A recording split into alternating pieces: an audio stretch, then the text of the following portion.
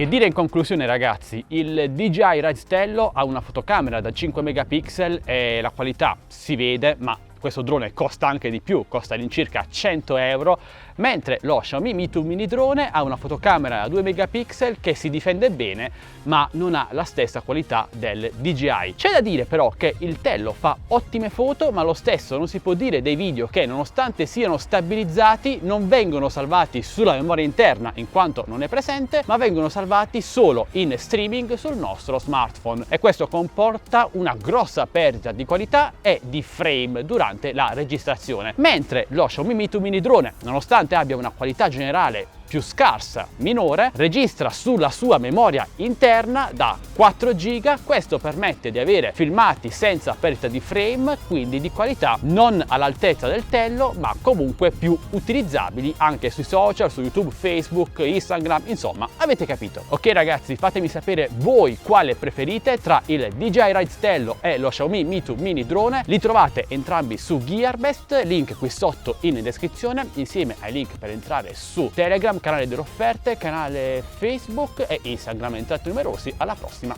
ciao belli.